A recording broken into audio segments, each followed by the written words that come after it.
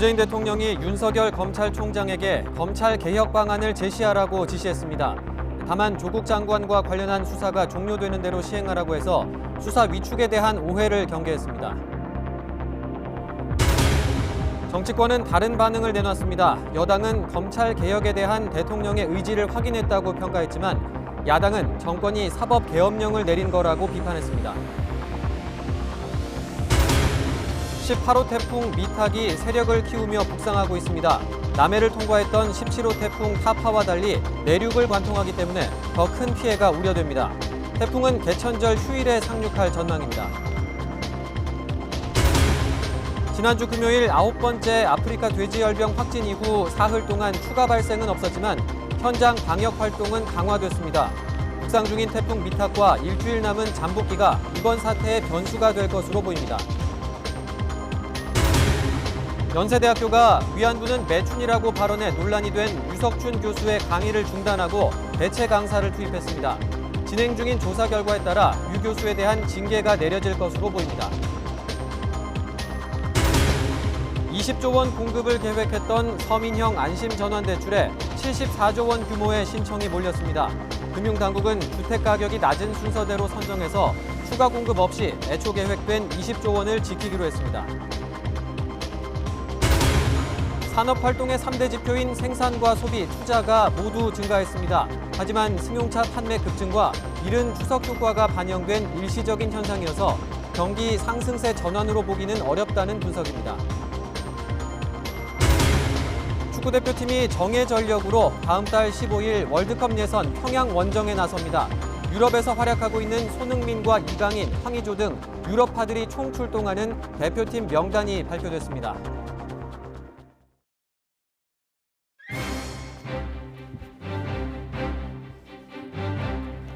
뉴스큐 2부 시작합니다.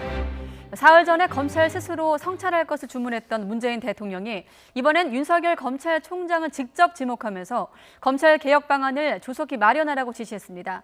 조국 장관으로부터 검찰 개혁 관련 내용을 보고받으면서 나온 언급이라 더 무게감을 주고 있습니다. 청와대부터 가보도록 하겠습니다. 김영수 기자. 네, 청와대 춘추관입니다. 네, 그러니까 문 대통령이 직접 검찰총장을 지목하면서 지시를 한 거죠? 네, 그렇습니다. 오늘 법무부 업무보고에는 윤석열 검찰총장이 배석하진 않았는데요. 문 대통령은 검찰총장을 지목하면서 검찰개혁 방안을 조속히 마련하라고 말했습니다. 문 대통령의 발언 들어보겠습니다. 검찰총장에게도 지시합니다. 국민으로부터 신뢰받는 권력기관이 될 수 있는 방안을 조속히 마련해 제시해 주길 바랍니다. 검찰의 수사 방식을 비판한 지 사흘 만에 다시 강력한 메시지를 던진 건데 이번에는 조금 더 구체화했습니다. 문 대통령은 젊은 검사와 여성 검사, 형사부, 공판부 검사들의 의견을 수렴하라고 지시했습니다. 특수부 등을 거친 이른바 주류의 의견만 들을 게 아니라 다양한 의견을 반영해야 한다는 뜻으로 풀이됩니다. 문 대통령은 검찰의 수사권 독립은 크게 강화됐지만 수사 관행이나 조직 문화는 개선이 부족하다고 지적하면서 검찰이 할 일이라고 강조했습니다.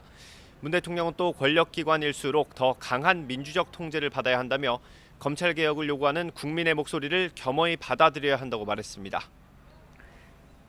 네, 그리고 법무부가 이 검찰개혁 방안을 준비했는데 여기에 대한 대통령 반응은 어땠습니까? 오늘 조국 법무부 장관이 보고한 내용은 검찰의 형사부, 공판부 강화, 피의사실 공보준칙 개정 관련입니다. 검찰의 피의사실 공표를 차단하고 직접 수사를 줄이는 방안인데요. 문 대통령은 법무부의 이 같은 보고 내용이 모두 검찰 개혁에 필요한 방안이라고 힘을 실었습니다. 다만 검찰의 수사를 위축시킨다는 오해가 있을 수 있는 만큼 시행 시기는 조국 장관 관련 수사가 종료된 뒤로 준비해달라고 말했습니다. 이런 우려에도 문 대통령이 이처럼 검찰 개혁에 강한 메시지를 내는 배경에 관심이 쏠리는데요. 청와대 관계자는 문 대통령이 현재 진행 중인 수사에 대해 말한 게 아니라 잘못된 수사 관행을 지적한 것이라고 설명했습니다. 이 관계자는 또 오늘 업무 보고와 지난 주말 집회와의 연관성에 대해서는 이미 지난 금요일에 보고가 예정됐던 거라면서 선을 그었습니다. 다만 주말 집회에 누구도 상상하지 못했던 사람들이 몰렸다면서 이 목소리를 무겁게 받아들여야 한다고 덧붙였습니다. 네, 또 오늘 이 업무보고 자리에서 대검 감찰본부장 그리고 사무국장 인사 얘기도 오갔다죠? 네, 그렇습니다. 문재인 대통령은 오늘 조국 법무부 장관이 건의한 대검찰청 감찰본부장과 사무국장 인사를 수용했습니다. 두 자리 모두 검찰총장의 최측근 인사가 발탁되던 자리입니다. 법무부와 검찰 사이의 긴장감이 계속 커지는 만큼 조국 장관이 어떤 인물을 앉힐지 관심인데요. 이와 관련해 청와대는 특정 인사를 거론해서 인사를 내겠다고 보고한 것은 아니라고 밝혔습니다. 조만간 관련 인사가 발표될 것으로 전망되는데 조국 장관 결정에 따라 적잖은 파장이 예상됩니다. 지금까지 청와대에서 전해드렸습니다. 네, 지난 주말 서울 서초동에서 열린 검찰개혁 촛불 집회를 놓고 여야가 양보 없는 설전을 이어갔습니다. 오늘 국회에서 열린 경제 분야 대정부 질문도 여야가 충돌을 하면서 파행을 겪었습니다. 국회로 가보겠습니다. 염혜원 기자. 네, 국회입니다. 네, 지난 주말 이 촛불 집회가 열린 데 이어서 오늘 문 대통령도 검찰 개혁에 대한 의지를 다시 한번 강조했는데 여야 반응 어떻게 나오고 있습니까? 네, 집권 여당인 더불어민주당은 문재인 대통령이 검찰 스스로 자정 노력이 필요하다는 점을 강조한 것이라며 힘을 실었습니다. 홍익표 수석 대변인은 문 대통령이 검찰을 향해 개혁의 주체가 되라는 지시를 내린 것이라고 해석했습니다. 민주당은 또 지난 주말 촛불 집회에서 검찰 개혁에 주저없이 임하라는 국민의 뜻을 읽었고 이를 위해 사명을 다하겠다고 밝혔습니다. 하루라도 빨리 처리하는 것이 검찰개혁의 핵심입니다. 현재의 논란을 조기에 종식시키는 것이 매우 중요합니다. 야당은 정쟁과 장애투쟁이 아니라 사법개혁 법안을 빨리 통과시키는 것이 문제 해결의 열쇠임을 인식해야 할 것입니다. 반면 자유한국당은 오늘 문재인 대통령의 발언은 검찰에게 알아서 처신하라 혹은 대통령 심기를 읽고 수사하라 하는 말로 들린다고 꼬집었습니다. 전희경 대변인은 조국 장관에 반대하면 개혁에도 반대하는 것이라는 도식을 세우고 압력을 행사하고 있는 대통령부터 멈추라고 말했습니다. 한국당은 문 대통령이 극렬 지지층을 홍위병 삼아 군중 정치를 벌이고 있다며 거칠게 비판하기도 했는데요. 직접 들어보시죠. 결국 검찰에서 정권에 충견이 되기를 바라고 그것을 요구하고 있는 것인데 이것을 어떻게 검찰 개혁이라고 할 수 있겠습니까? 친문 세력들은 검찰의 구태타라고 주장하지만은 오히려 지금 이 정권이 사법 계엄령을 내린 거 아닙니까? 네, 경제 분야 대정부 질문이 진행 중인데 조국 장관 관련 공방으로 파행을 겪기도 했다고요? 네, 그렇습니다. 오늘 대정부 질문 역시 시작부터 여야가 대립하면서 한때 파행이 되기도 했습니다. 지난주 정치 부분 대정부 질문 당시에 여야 합의 없이 회의를 정회했던 이주영 부의장이 사회권을 잡자 여당 의원들이 거세게 항의하면서 회의 진행을 막았던 건데요. 오후 3시쯤 이어진 질의에서 야당 의원들은 이낙연 총리를 상대로 조 장관 의혹 관련 질의를 이어갔습니다. 자유한국당 김광림 의원은 조 장관 자택 압수수색 당시 집에 부인과 딸만 있어서 위협적인 상황이었다는 이 총리의 지난 발언에 대해서 이 총리가 잘못된 사실을 고의로 유포했다고 주장했습니다. 반면 더불어민주당 정성호 의원은 검찰 수사의 문제점을 지적했고 이 총리 역시 검찰 수사가 내용은 없고 이례적으로 요란스럽다고 꼬집었습니다. 지금까지 국회에서 YTN 염혜원입니다. 네, 조국 장관 관련 의혹을 수사하는 검찰이 실제로 정치적인 수사를 했다면 오히려 대통령과 장관 편을 들었을 것이라고 현재 검사가 주장했습니다. 인천지방검찰청 부천지청 소속 A검사는 오늘 검사 전용 내부 게시판에 올린 글에서 조 장관이 앞서 특수사를 격려했던 만큼 적당히 협의했다면 개혁에 저항한다는 오명을 쓰지 않았을 것이라고 안타까워했습니다. 이어 검찰개혁의 적임자로 꼽히는 장관이 압수수색 검사와 통화하는 등 오히려 검찰의 정치적인 중립성 실현이 불가능하다는 것을 보여주고 있다고 비판하기도 했습니다. 조국 장관 가족을 둘러싼 의혹을 수사하고 있는 검찰이 웅동학원 채용비리에 연루된 남성에 대해서 구속영장을 청구했습니다. 검찰은 오늘 웅동학원 교사 지원자 부모들에게서 채용 대가로 수억 원을 받아 조 장관 동생 조모 씨에게 전달한 혐의로 A씨의 구속영장을 청구했습니다. A씨에 대한 구속영장 실질심사는 내일 오후 3시 서울중앙지방법원에서 진행됩니다. 조국 장관 가족 의혹과 관련해 부인 정경심 교수가 딸이 집에서 서울대 공익인권법센터 인턴 활동을 했다는 보도는 사실이 아니라고 반박하기도 했습니다.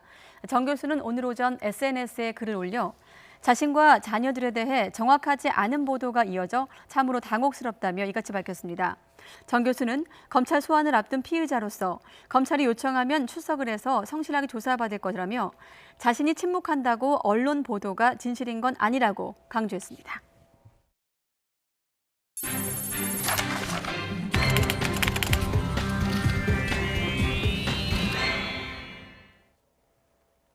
조국 장관 사태 여파로 불거진 국회의원 자녀의 입시 의혹 전수조사 논의가 첫 발을 뗐습니다. 여야 5당 모두 못할 이유가 없다고 큰소리쳤지만 정작 논의가 시작되자 딴소리가 나왔는데요. 결국 신용만 하다 끝나는 거 아니냐는 비판이 나옵니다. 조은지 기자입니다. 문재인 따라든 조국 따라든 황교안 대표 따라든 저희 따라든 자 잠깐만시다 여러분. 다소 과격해 보이는 역공을 시작으로 조국 사태는 국회의원 자녀를 전수조사하자는 데까지 불붙었습니다. 여야 5당 지도부는 약속이라도 한 듯 큰소리쳤습니다. 국회의원 자녀들이 납득하기 어려운 논문 제출이나 부적절한 교과의 활동 등 국회의원 자녀 입시비리 검증 특별위원회를 국회에 설치하고 민주당은 민관 공동의 특별기구를 만들어 전수조사 방법과 절차, 시기를 위임하자고 구체적인 로드맵까지 내놨습니다. 하지만 막상 여야 3당 원내대표는 1시간 논의 끝에 결론을 내지 못했습니다. 두 야당이 국정조사 등을 통해 조국 사태가 완전히 마무리된 이후에 전수조사를 하자고 주장한 겁니다. 조국 사태는 정의와 공정의 문제를 넘어선 범법의 문제가 있습니다. 따라서 이것이 동시에 이루어질 때는 비범법과의 혼재되는 부분이 있기 때문에 국정조사 논의 그리고 그 이후에 필요하다면 이제 고위공직자 국회의원을 포함한 자녀들에 대한 문제. 민주당은 곧바로 진정성의 의문을 제기했는데 속마음은 시간을 끌고 이것을 유야무야하려는 그런 의도가 아니길 바랍니다. 여당 역시 조국 장관 의혹을 확대해 물타기한다는 시선에서 자유롭지 않습니다. 의원 자녀들의 특혜 진학 여부를 낱낱이 조사하자 겉으로는 호기롭게 공감대를 이뤘지만 논의 테이블에 오르자 정치권에서는 눈치 싸움이 시작됐습니다. YTN 조은지입니다. 극심한 내홍에 시달리고 있는 바른미래당에서 결국 유승민계와 안철수계 의원들이 당내 별도 모임을 만들고 독자 행동에 돌입했습니다. 때마침 안철수 전 대표의 복귀 가능성까지 제기되면서 바른미래당의 분당이 속도를 낼 거라는 관측이 커지고 있습니다. 김주영 기자입니다. 바른미래당 최고위원회가 열리던 시각, 바로 옆방에서는 손학규 대표 퇴진을 주장하는 이른바 비당권파 의원들이 모였습니다. 유승민 의원을 대표로 세우고 변혁과 혁신을 위한 비상행동이라는 독자 모임을 만든 겁니다. 유승민 전 대표님께서 우리 비상행동의 모임의 대표를 맡아서 이끌어 주시기로 했습니다. 앞으로 회의도 유 대표님께서 직접 주재를 해주실 겁니다. 유 의원은 개혁적 중도보수 정신을 살리겠다고 강조하면서도 탈당이나 신당 창당에는 유보적인 입장을 보였습니다. 특히 한국당과의 통합 가능성에 대해서는 모욕적이라며 강한 거부 의사를 나타냈습니다. 또 저희들이 정치를 하는 이유가 그분과 이 아주 추한 싸움을 하기 위해서 정치를 하는 게 아니기 때문에 오늘부로 그 싸움은 끝을 내겠습니다. 손학규 대표와 당권파는 강하게 반발했습니다.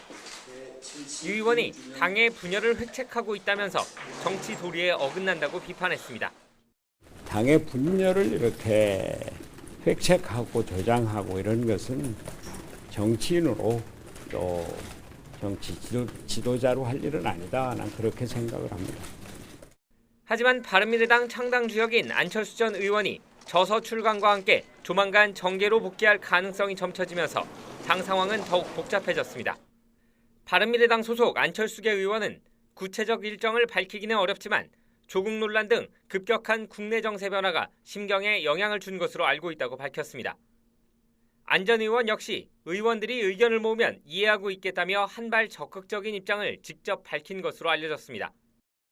다만 여전히 탈당이나 분당에 정치적 이득이 크지 않은 데다 비상행동 소속 비례대표 의원들의 거취 문제도 불확실한 상황이어서 당분간 한 지붕 두 가족의 어색한 동거가 이어질 것이라는 분석도 나옵니다. YTN 김주영입니다. 지난 4월 이른바 국회 패스트트랙 지정 과정에서 빚어진 여야 충돌 사태와 관련해 정의당 심상정 대표가 검찰에 출석했습니다. 심 대표는 자유한국당 의원들에 대한 소환 조사도 즉시 진행돼야 한다고 촉구했는데요. 직접 들어보시죠. 저의 오늘 그 참고인 진술을 계기로 해서 검찰은 조속히 자유한국당 59명 의원님들을 소환해서 엄중히 조사해 줄 것을 요청드립니다. 그래도 한국당 의원들이 임하지 않는다. 체포영장을 발부해야죠. 그리고 국회 체포동의안을 바로 요청해야 된다고 봅니다. 전 남편을 살해하고 시신을 유기한 혐의를 받는 고유정의 의붓아들 사망 사건이 검찰로 넘어갔습니다. 수사를 마무리한 경찰은 고유정이 의붓아들을 살해한 것으로 결론 내렸는데 직접 증거가 없는 상황이라 치열한 법정 공방이 예상됩니다. 이성우 기자입니다. 고유정의 의붓아들 4살 A군이 숨진 때는 지난 3월 충북 청주시에 있는 고 씨 집에서 아버지와 함께 잠을 자던 중이었습니다. 국가수 부검에서 사인은 압착에 의한 질식사로 추정됐습니다. 사건 발생 이후 경찰은 고유정과 현 남편인 아버지를 상대로 수사를 벌여 지난 6월 고유정을 살인 혐의로 현 남편을 과실치사 혐의로 입건했습니다. 하지만 뚜렷한 물증이 나오지 않아 수사는 답보 상태에 빠졌습니다. 결국 경찰은 고 씨 부부의 진술과 수사 자료를 프로파일러와 전문가들과 함께 분석해 고유정이 A군을 살해한 것으로 결론을 내렸습니다. 고유정 현 남편 모발에서 수면 유도제 성분이 검출됐는데 고유정이 지난해 11월 구매한 것과 같은 성분으로 확인된 점, 또 고 씨가 컴퓨터로 질식사를 검색한 점과 의붓아들이 숨진 날 새벽에 고유정이 잠들지 않고 깨어있던 정황 등을 종합해 판단한 겁니다. 하지만 고유정은 사건 당일 다른 방에서 잠을 잤으며 아침에 깨어보니 아들이 숨져 있었다며 혐의를 줄곧 부인하고 있습니다. 이에 경찰은 6개월간 수사와 자문을 거쳐 결론을 냈다며 혐의 내용과 증거 등은 피의 사실 공표 문제가 있어 공개할 수 없다고 밝혔습니다. 또 입건했던 고 씨 현 남편은 무혐의 처분한 것으로 전해졌습니다. 사건 발생 6개월 만에 경찰 수사는 마무리됐지만 정황 증거에 의존한 결론이어서 앞으로 재판에서 공방이 불가피할 전망입니다. YTN 이성우입니다. 연세대학교가 강의에서 위안부는 매춘이라는 취지로 발언해 파문을 일으킨 유석춘 교수의 강의를 다른 강사로 대체하기로 했습니다. 연세대는 교원 인사위원회를 열고 류 교수의 발전 사회학 강의 중단과 대체 강사 투입을 결정했습니다. 연대 교원인사위는 류 교수의 소명을 들은 뒤 위안부는 매춘이라는 발언과 학생에게 궁금하면 한번 해볼래요라고 되물은 건 성폭력이라고 규정했습니다. 류 교수에 대한 징계 여부는 연세대 윤리인권위원회의 조사가 나오면 이를 바탕으로 논의될 예정입니다.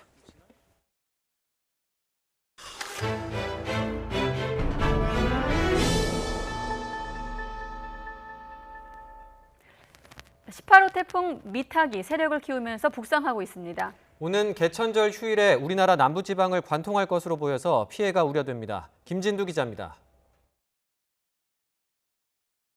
18호 태풍 미탁은 타이완 바로 동쪽 해상에서 북상하고 있습니다. 중심 부근에는 초속 30m가 넘는 강풍을 동반한 강한 중형급 태풍으로 발달했습니다. 태풍은 개천절 새벽 제주도 서쪽 해상을 지나 오전에는 전남 목포 부근에 상륙할 것으로 보입니다. 이후 남부 내륙을 관통한 뒤 밤쯤에는 경북 포항 부근 동해로 이동하겠습니다. 태풍 미탁이 우리나라 근처에 올라왔을 때의 강도는 이전 태풍 타파와 비슷할 것으로 보입니다. 타파는 제주를 통과할 때 약 970에서 75, 그리고 이 대마도를 통과할 때 980이니까 본 태풍과 크게 차이는 그게 없습니다. 하지만 미탁은 남해를 통과했던 타파와 달리 남부에 상륙해 관통하기 때문에 피해가 더 커질 가능성이 큽니다. 기상청은 제주 산간에 600mm가 넘는 물폭탄이 쏟아지고 지리산 부근에는 400mm 이상, 영동에도 300mm가 넘는 큰 비가 내릴 것으로 예보했습니다. 또 서해안과 남해안에는 초속 35에서 45m, 섬 지역에는 초속 50m가 넘는 폭풍이 불 것으로 보입니다. 또 제주도와 해안가에는 해일 피해도 우려됩니다. 한 달 중 바닷물의 높이가 가장 높은 시기와 태풍으로 인해 높은 물결이 이는 시기가 겹쳐서 해안도로, 해안가 침수가 우려가 됩니다. 이번 태풍의 최대 고비는 개천절 새벽부터 밤 늦게까지가 될 전망입니다. YTN 김민우입니다. 네, 태풍도 방역 작업에 중요한 변수가 될 텐데요. 지난 주말 아프리카 돼지열병은 의심 신고는 있었지만 추가 발병 없이 지나갔습니다. 최대 잠복 기간 19일을 고려할 때 첫 확진이 나온 뒤 3주째인 이번 주가 이 확산 여부를 가름할 고비가 될 것으로 보입니다. 김정회 기자가 보도합니다. 아프리카 돼지열병은 지난 27일 강화군 하전면 돼지농장에 확진 판정 뒤 아직 추가 발생이 없습니다. 지난 주말 양주와 충남 홍성군에서 의심 신고 2건이 있었지만 모두 음성으로 확인됐습니다. 방역당국은 특히 주말 의심 신고에 촉각을 곤두세웠습니다. 경기도 양주는 1차 중점관리지역 6개 시군에 포함되지 않은 곳, 또 충남 홍성군은 경기, 인천, 강원 중심에 2차 중점관리지역 밖에 있기 때문입니다. 확진은 곧 정부의 방역망 붕괴를 의미했습니다. 더구나 홍성은 전국 돼지의 5분의 1을 기르는 충남에서도 사육농가가 가장 많아 확진 판정이 나왔다면 지역 경제 붕괴가 우려됐습니다. 홍성의 의심 신고는 음성으로 확진되었습니다. 홍성은 59만 마리의 돼지를 사육하는 국내 최대 사육 지역이기 때문에 우려가 컸습니다. 일단 방역 당국과 돼지 농가들은 한숨을 돌렸습니다. 이번 주까지 이런 분위기라면 확산도 한풀 꺾일 수 있지 않겠냐는 조심스러운 전망도 나옵니다. 하지만 방심은 이릅니다. 아프리카 돼지열병 잠복기는 4일에서 19일. 초기 발생지에서 이미 다른 지역으로 바이러스가 퍼졌다면 이번 주 경기 북부나 강화 외 지역에서 추가로 발생할 가능성을 배제할 수 없습니다. 정부는 모든 가능성을 열어놓고 방역에 계속 힘쓸 계획입니다. 특히 살쪄본 지역은 태풍에 대비해 시설물과 매몰지 관리를 철저히 하고 태풍이 지나간 뒤 소독 작업이 차질 없도록 소독약과 생석회 재고도 확보한다는 계획입니다. YTN 김정희입니다. 네, 지난달에 생산과 소비, 투자가 모두 증가했습니다. 이른바 트리플 증가로 5개월 만입니다. 네, 특히 이른 추석 연휴 그리고 승용차 판매 급증의 영향으로 소매 판매는 8년 7개월 만에 가장 큰 폭으로 늘었습니다. 오인석 기자입니다. 산업활동을 보여주는 3대 지표인 생산과 소비, 투자가 지난달에 모두 증가했습니다. 특히 소비를 나타내는 소매 판매가 크게 늘었습니다. 이른 추석 연휴에다 국산차의 신차 효과, 유럽차의 디젤차 인증 문제 해소로 지난달 승용차 판매가 10% 넘게 급증한 게 큰 영향을 미쳤습니다. 삼성 갤럭시 노트 10 출시 영향으로 통신기기 판매도 증가했습니다. 소매 판매액 지수는 전월 대비 3.9% 증가하며 8년 7개월 만에 최대 증가폭을 기록했습니다. 신제품 휴대폰이 나오면서 통신기기 컴퓨터 부분도 많이 증가를 하였고요. 또 비내구재 같은 경우에는 이번에 음식료품과 화장품이 좀 증가했는데요. 이 부분에는 9월에 이른 추석의 영향으로 선물 세트들이 많이 구매된 영향도 나타났습니다. 산업 생산은 지난 5월과 6월 감소했다가 7월에 증가로 돌아선 뒤 2개월째 증가세를 이어갔습니다. 광공업에서 감소했지만 도소매와 금융보험 등을 중심으로 서비스업 생산이 늘었습니다. 설비 투자는 6월과 7월에 이어 석 달째 전월 대비 증가했습니다. 통계청은 일본의 수출 규제에 따른 반도체와 디스플레이 산업 생산에 부정적인 영향은 아직 나타나지 않고 있다고 설명했습니다. 생산과 소비, 투자 지표를 반영해 현재 경기 상황을 보여주는 동행지수 순환 변동치는 0.2포인트 증가했습니다. 석 달 만의 반등입니다. 하지만 앞으로의 경기를 예측하는 지표인 선행지수 순환 변동치는 4개월째 하락했습니다. 통계청은 수출이나 대외 여건의 뚜렷한 개선세가 나타나지 않고 있어 경기가 상승세로 돌아서기는 쉽지 않을 것으로 전망했습니다. YTN 오인성입니다. 네, 큰 관심을 모았던 서민형 안심전환 대출의 신청이 마감됐습니다. 신청 금액은 공급 한도인 20조 원을 훨씬 웃돌아 74조 원에 육박했습니다. 네, 수도권 지역 신청자는 대부분 탈락하게 될 거란 전망도 나오는데요. 그 이유는 조태현 기자가 설명해 드립니다. 기존 변동형과 준고정금리 주택담보대출을 장기 고정금리로 바꿔주는 서민형 안심전환대출. 무주택자가 아니라 돈을 빌려 집을 산 사람에게 혜택을 준다는 형평성 논란 속에서도 최저 1%대 금리를 앞세워 흥행 몰이에 성공했습니다. 2주 동안 접수된 신청은 모두 63만 5천여 건, 금액은 73조 9천억 원에 달합니다. 한도인 20조 원의 3배를 훌쩍 넘어섰습니다. 신청자의 평균 주택가격은 2억 8천만 원이었는데 6억 원 이하가 대부분을 차지했습니다. 원래 주택가격의 조건은 최대 9억 원까지였지만 신청자가 몰려 실제 기준은 크게 낮아질 전망입니다. 2억 원대가 기준이 될 것으로 보여 사실상 수도권 거주자는 혜택을 받기 어렵다는 분석이 나옵니다. 지원 대상 주택가격의 상한은 2억 1천만 원에서 2억 8천만 원 사이가 될 것으로 예상이 됩니다.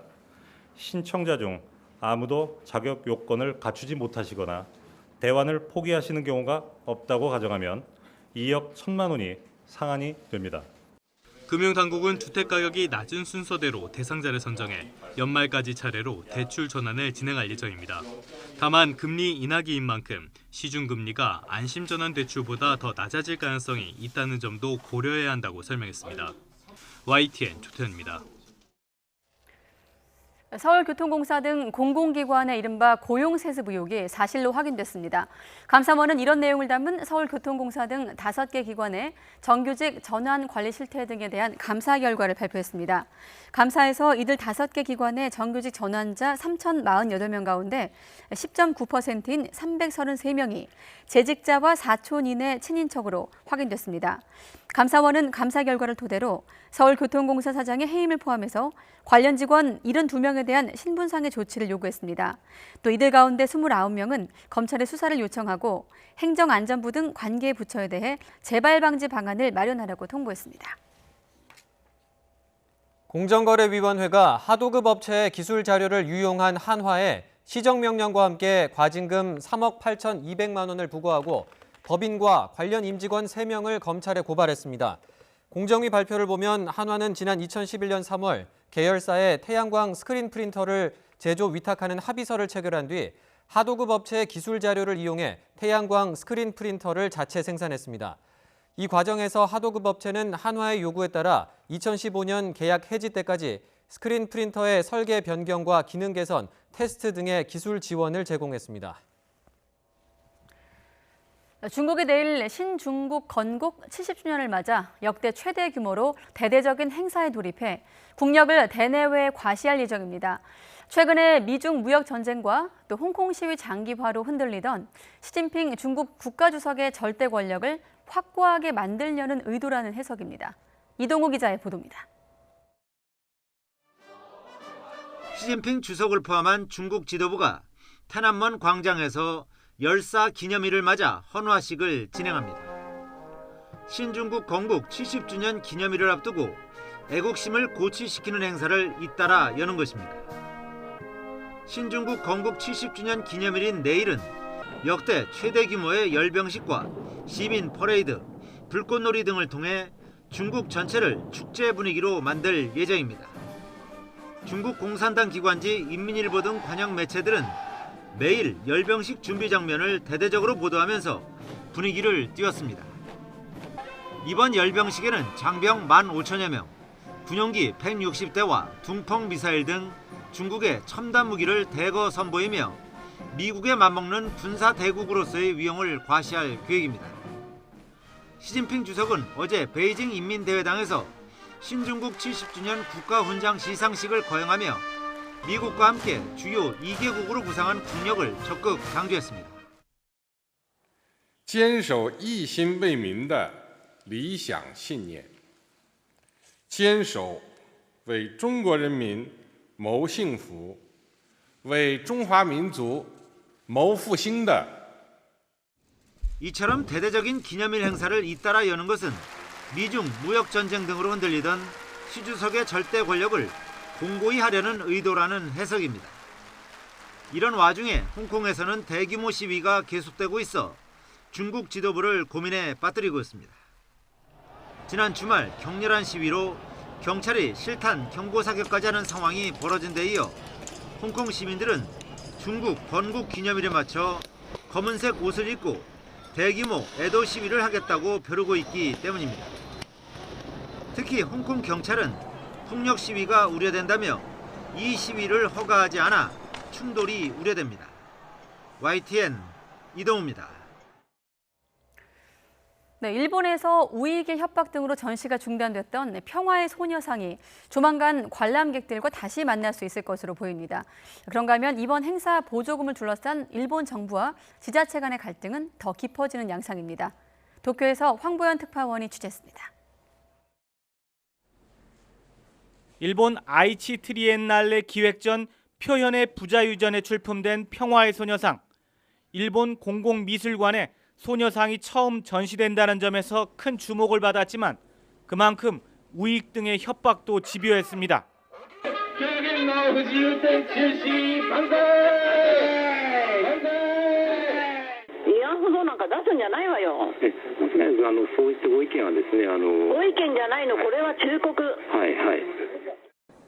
정치권까지 공개적으로 압박하고 나서면서 주최 측은 결국 소녀상 전시를 사흘 만에 중단했습니다. 일본 국내외에서는 우익과 정치권의 반발에 굴복해 표현의 자유가 침해됐다는 비판이 잇따랐습니다. 이런 상황에서 내부 논의를 거듭해온 주최 측이 결국 소녀상 전시 재개에 합의했다고 현지 언론이 보도했습니다. 전시 재개 조건 등을 두고 보여온 내부 이견을 좁히고 일주일 정도 후에 전시를 다시 열기로 한 겁니다. 앞으로 큰 돌발 변수가 없다면 전시 중단 2달여 만에 소녀상이 관람객들과 다시 만나게 됩니다. 시작부터 파행을 거듭해온 전시 문제는 정리 수순에 접어들었지만 행사 보조금을 둘러싼 일본 정부와 주최 측의 갈등은 한층 격화되는 양상입니다. 愛知トリエンターレのですね、補助金については交付しないことを決定しました。一方的に、不交付が決定されるということについてはですね、我々としては承服できない。 사전 보고가 미흡했다는 이유로 약 8억 원의 보조금 지급 결정을 갑자기 취소한 일본 정부. 이에 대해 주최 측인 아이치현은 터무니없는 처사라며 CCBB는 법정에서 가리겠다고 밝혔습니다. 도쿄에서 YTN 황보연입니다.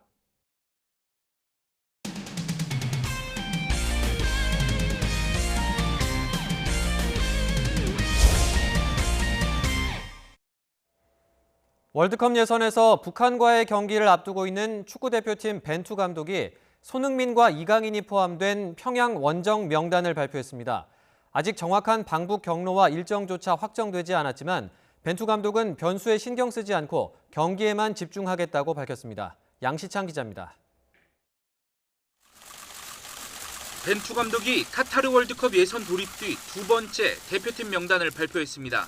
스리랑카와의 홈경기와 북한과의 평양 원정에 나설 명단입니다. 황의조와 김신욱이 공격수로 손흥민과 이강인, 황인범 등이 미드필더로 선발됐고 김영건과 김민재 등 수비진까지 지난 투르크메니스탄전 명단에서 큰 변화가 없었습니다. 다만 20세 이하 월드컵 준우승 주역 이재익이 중앙 수비 자원으로 처음 성인 대표팀 옷을 입었고 지난해 11월 무릎 부상으로 낙마한 남태희가 돌아왔습니다. 반면 김보경과 이정협 등 K리그 선수들은 이번 명단에서 제외됐습니다. Quer para jogo, quer para outro. Não uma substituição direta de vir o Nam em vez de vir o Bokyong. Isso não é esse o nosso pensamento. 이번 월드컵 지역 예선은 감독으로서 부담이 만만치 않습니다. 상대적으로 약팀을 상대하지만 두 경기를 연이어 치러야 하는 데다 역사적인 의미도 작지 않은 남북 대결이 포함됐기 때문입니다. 인주 잔디와 평양 관중들의 압도적인 응원 등 변수가 많고 남북 관계의 특수한 상황과 맞물려 아직 방북 경로나 일정도 확정하지 못했습니다. Obviamente respeitar aquilo que é o sentimento de cada mas para mim. 벤투 감독은 7일 대표팀을 소집하고 10일 스리랑카와 월드컵 예선 2차전을 엽니다. 이어 15일에 평양에서 남북 맞대결을 진행할 예정입니다. YTN 양시창입니다. LPGA 투어의 허미정 선수가 생애 첫 와이어 투 와이어 우승으로 시즌 2승째를 신고했습니다. 우리 선수들은 올 시즌 13승을 합작하면서 한 시즌 최다 우승 종전 기록인 15승까지 단 2승만을 남겨두고 있습니다. 김상익 기자입니다. 빗속에서 4라운드를 시작한 허미정은 4번 홀에서 첫 버디를 잡았습니다. 비가 그치면서 허미정의 아이언샷과 퍼팅은 더 정교해졌습니다. 전반 마지막 9번 홀에서 버디를 추가하더니 파5 10번 홀에서도 세 번째 샷을 홀컵 가까이에 붙이면서 연속 버디를 낚았습니다. 마지막 날 보기 없이 버디 4개를 추가한 허미정은 합계 21언더파로 2위인 덴마크의 마센을 4타 차로 여유 있게 따돌리고 우승컵을 안았습니다. 지난달 스코틀랜드 오픈 우승에 이어 시즌 2승째이자 개인 통산 4번째 우승입니다. 허미정은 생애 처음으로 1라운드부터 4라운드까지 선두를 놓치지 않는 와이어 투 와이어 우승도 달성했습니다. After third round, I was talking about that wire to wire because I never had that before in my life, and I really want to do it, and I did it. I'm so happy. 허미정의 우승으로 한국 선수들은 올해 LPGA 투어에서 13승을 합작하게 됐습니다. 한국 선수의 종전 LPGA 투어 시즌 최다 승 기록은 15승. 한국 남자들이 남은 6개 대회 중 절반인 3승을 합작할 경우 새로운 최다 승 기록이 작성됩니다. YTN 김사익입니다. 한국 프로골프협회 KPGA는 갤러리에게 손가락 욕설을 해 파문을 일으킨 프로골퍼 김비호 선수에 대한 상벌위원회를 내일 오전에 개최합니다. 협회는 어제 코리안 투어 대구 경북 오픈 마지막 날 자신이 스윙하는 순간 카메라 셔터 소리를 냈다는 이유로 갤러리를 향해 손가락 욕설을 하고 드라이버로 티잉 그라운드를 내려친 김비호 선수에 대한 징계를 논의할 상벌위를 애초 오늘 오후에서 내일 오전으로 연기했다고 밝혔습니다. 김비호는 올 시즌 코리안 투어에서 처음으로 시즌 2승을 차지하면서 대상 포인트 1위에 올랐지만 비신사적인 돌발 행동으로 빛이 발했습니다. 여자 골프 세계 랭킹 1위인 고진영이 올 시즌 LPGA 투어에서 가장 지키고 싶은 타이틀은 평균 타수 부문이라고 말했습니다. 고진영은 KLPGA 투어 하나금융그룹 챔피언십 공식 기자회견에 참석해 이같이 말하고 쟁쟁한 선수들이 많아 타이틀에 욕심부릴 상황은 아니지만 가장 받고 싶은 상을 꼽으라면 최저 평균 타수상인 베어 트로피라고 답했습니다. 3일부터 열리는 국내 투어 하나금융그룹 챔피언십에는 고진영 이외에 재미교포 노예림과 호주교포 이민지가 출전하고 필리핀의 유카사소와 중국의 수이샹 등 각국의 유망주들도 대거 참가합니다. 여성에게 결혼과 출산은 경력 단절의 주요 원인으로 작용하죠. 특히 여성 운동선수들에겐 출산이 경기력 저하와 함께 은퇴로 이어지는 경우가 많습니다. 그런데 세계 육상 선수권 대회에서 엄마 선수들이 금빛 질주를 펼치며 강렬한 메시지를 전했습니다. 김재형 기자입니다. 화려한 녹색으로 머리를 물들였습니다. 역사상 가장 뛰어난 여자 스프린터로 불렸던 자메이카의 프레이저 프라이스입니다. 2017년 출산 이후 처음으로 출전한 세계대회. 엄마 스프린터는 출발부터 압도적이었습니다. 주머니 속 로켓이란 전성기 별명 그대로 152cm의 작은 키로 폭발적인 스피드를 뽐냈습니다. 10초 71, 올 시즌 가장 빠른 기록으로 엄마 스프린터는 4년 만에 세계대회 여자 100m 정상을 탈환했습니다.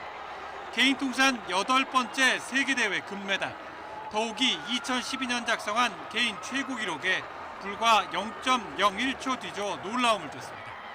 출산으로 은퇴를 생각했던 엄마 스프린터는 3살 된 아들과 함께 트랙을 돌며 기뻐했습니다. 임신과 출산을 선수 경력의 종착점으로 여기던 편견은 보기 좋게 무너졌습니다. You know, I'm 32, I'm a mom, and here I am breaking barriers and just inspiring a nation of women who continue to dream and continue to believe that anything is possible if you believe, you know, coming back after having a baby is possible. 여자 육상의 대모인 미국의 앨리슨 펠릭스도 34살의 나이에 엄마의 힘을 증명했습니다. 지난해 11월 딸을 낳은 펠릭스는 혼성 1600m 계주에서 개인 통산 12번째 금빛 질주를 펼쳐 전설 우사인 볼트를 넘어 세계대회 최다 금메달 기록을 작성했습니다. 앞서 펠릭스는 임신 기간 후원금을 삭감한다는 유명 스포츠 브랜드의 정면으로 맞서 사과를 받아내 전 세계적인 지지를 받았습니다. 역시 출산 이후 올해 복귀한 중국의 류용도 여자 경보 20km에서 금메달을 차지하는 등 대회 초반 엄마들의 선전이 돋보이면서 외신은 어머니의 날이란 찬사를 보냈습니다. YTN 김재혁입니다. 네, 평등을 말하라. 시민사회단체가 모여서 정치인들의 혐오 발언이 갈수록 심해지고 있다고 비판했습니다.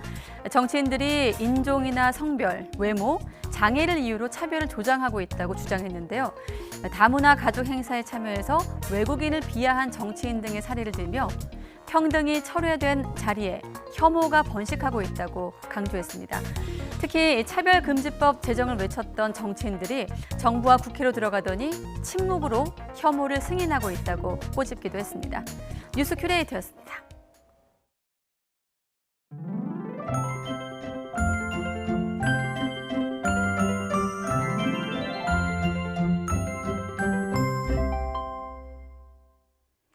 다가오는 10월이 무색하리만큼 날씨가 덥습니다. 오늘 서울의 한낮 기온은 29.9도까지 올라서 예년 기온의 6도가량 웃도는 늦더위가 이어졌는데요. 해가 지고 나면 날씨가 금세 선선해지겠습니다. 퇴근길의 서울 기온은 22도, 내일 아침은 19도까지 뚝 떨어지겠습니다.